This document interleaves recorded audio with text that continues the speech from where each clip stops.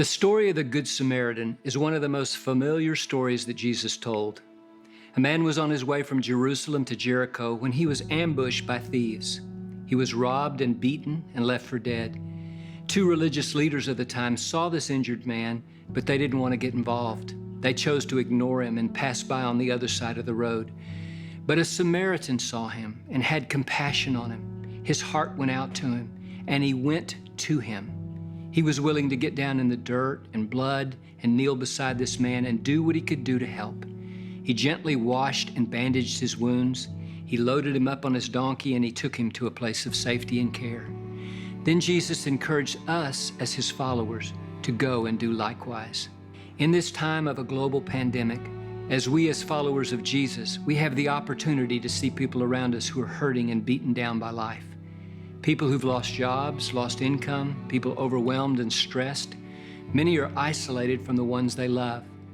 We, as the body of Christ, have a responsibility to see those around us with eyes of compassion and then go to them and do what we can do to help. That's why we as a church are continuing our outreaches to those who are hurting and in need around us.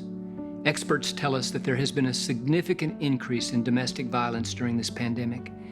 Last Saturday, a team from Lakewood went to one of our great ministries here in Houston, The Bridge, one of the largest women's shelters in Houston. Our worship team provided music, our staff and pastors shared a word of hope and encouragement. We had a personal time of prayer for those who wanted it. Our youth team ministered to the teenagers. Our Kids Life team led games for the children. We provided lunch and snow cones and several $1,000s worth of diapers and supplies. We went to these women and their families who are hurting, and we did what we could do to encourage them and lighten their load and give them hope.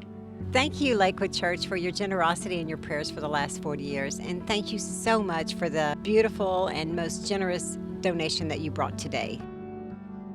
Another group that is very isolated and lonely right now are our seniors in nursing homes. Often their own families cannot visit them. This week, our team went to the Vosswood Nursing Home and the Sharpview Rehab Center, where we provided music and each of the 150 residents with a gift bag.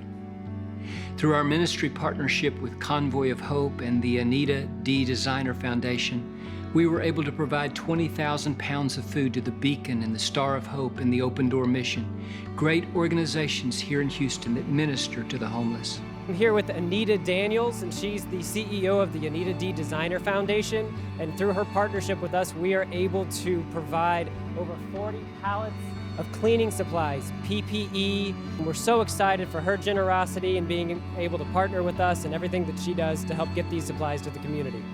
We were able to give food to 8 other local food pantries and women's shelters as well. Lakewood Church, I just would like to say thank you from the Star of Hope for your donation. Once again, we say thank you. We hosted a lunch for 150 healthcare professionals at MD Anderson Hospital this past week. These are men and women who are on the front lines taking care of us during the pandemic, and they were so appreciative and grateful. Over the past few weeks, we've been making phone calls to check on our members. We were able to identify 40 families who've lost jobs, lost income. Many have special needs family members, and they are in significant financial need. This week, we were able to personally deliver food and toiletries and cleaning supplies and a generous financial gift to help these families. Thank you, Lakewood. Friends, as Jesus taught us in the story of the Good Samaritan, the closest thing to the heart of Jesus is helping hurting people.